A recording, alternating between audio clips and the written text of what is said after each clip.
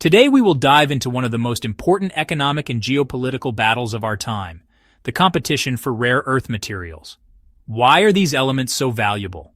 Which nations control the supply? And how does this impact technology, defense, and global energy? More importantly, could this be the driving force behind Trump's renewed interest in Greenland, Ukraine, and Canada? If you've been following international affairs, you've probably noticed a surge in rare earth-related policies, trade deals, and national security discussions. Let's break it all down. Securing a reliable supply of rare earth materials has become a central focus of U.S. foreign policy under Trump. Vice President J.D. Vance recently made it clear, "Give us your economic resources, and we will look after you." This statement couldn't be more direct.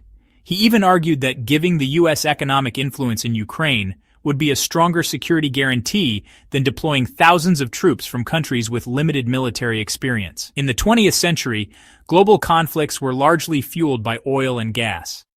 In the 21st century, rare earth materials are emerging as the next battleground. Rare earth elements consist of 17 metals found within the Earth's crust. While their name suggests they are scarce, they are actually quite common, but extracting and refining them is complex and expensive. These elements fall into two main categories. Light rare earth elements, more abundant but still vital. Lanthanum, or Le, is used in camera lenses, hybrid vehicles, and oil refining. Neodymium, or End, is a key component in powerful magnets found in EV motors and wind turbines. Heavy rare earth elements, rarer and more valuable. Dysprosium, or Dy, is essential for high-temperature magnets used in electric vehicles and military applications. Yttrium, or Y, is used in lasers, superconductors, and aerospace technology. Rare earths power everything from smartphones and artificial intelligence chips to electric vehicles, fighter jets, and next-generation telecommunications networks. They are at the heart of modern technology. These 17 elements are now a central focus of global economic and military strategy, driven by three major factors. As countries transition to clean energy, demand for electric vehicles, wind turbines, and solar panels, which rely on rare earths, is soaring. Nearly 14 million electric vehicles were sold in 2023, and production is projected to increase tenfold by 2030, driving demand even higher. AI chips, quantum computing, and 6G networks all require rare earth materials. Taiwan's TSMC recently announced a $100 billion investment in the U.S. semiconductor industry. By 2029, the AI chip market is expected to reach $320 billion. Controlling rare earths means influencing the future of technology. These materials are essential for advanced weapons systems, including fighter jets, hypersonic missiles, and space technology. The Pentagon has classified rare earths as strategic minerals vital for U.S. security.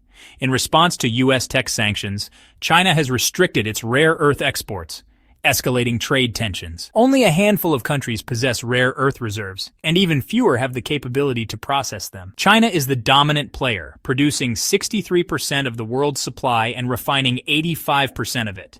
The country holds an estimated 44 million metric tons in reserves. Russia is emerging as a key supplier, with 10% of the world's reserves and control over deposits in occupied Ukrainian territories. Australia has 5.7 million metric tons and is home to Lynas Rare Earths, one of the only non-Chinese refineries. The United States has limited reserves, about 1.8 million metric tons, but is investing heavily in domestic production. The Pentagon has already committed over $1 billion to boost rare earth projects. One notable case is Mountain Pass Mine in California. It was once a top producer, but shut down in the 1990s after environmental violations, leading the United States to rely on China for refining. Now, efforts are underway to rebuild domestic supply chains, but new mining projects face regulatory delays, taking up to 29 years to launch. To reduce reliance on China, the United States is strengthening partnerships with Australia, Canada, and Europe. Unlike the United States, China controls the entire rare earth supply chain, from extraction to refining and manufacturing high-tech components like permanent magnets.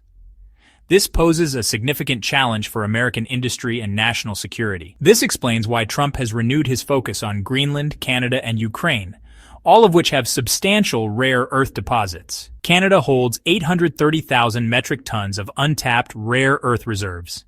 In May 2024, the U.S. and Canada announced joint investments in critical mineral projects. In September 2024, a $74 million rare earth processing facility was launched in Canada to strengthen North America's EV supply chain. A U.S.-Canada action plan aims to reduce dependency on China, though recent trade disputes have complicated relations. Greenland. Trump has revived his interest in acquiring Greenland, stating, Trump, VO, "We need Greenland for national security, and we're going to get it one way or another." Back in 2019, he proposed buying Greenland from Denmark, calling it a Trump, VO, large real estate deal. The region is believed to hold over 10% of the world's rare earth reserves. China has also shown interest in Greenland's resources, raising security concerns for the U.S. Ukraine is rich in titanium, lithium, and rare earth materials, critical for defense and technology. The Donbas region, currently under Russian control, holds one of Europe's largest rare earth deposits, about 500,000 metric tons. Developing Ukraine's mining industry would require significant investment, but securing these resources would strengthen U.S. supply chains. If Trump successfully gains access to these reserves, the U.S. could control around 4.6 to 5 million metric tons of rare earth materials. While this is still far below China's 44 million metric tons, it would mark a significant shift in the global supply landscape. The global race for rare earths is intensifying.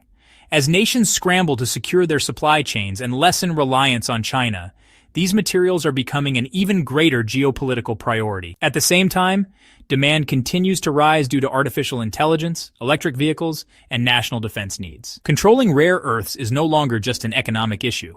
It's about power, security, and technological dominance. Moving forward, we could see new resource-driven conflicts, much like the oil and gas battles of the past.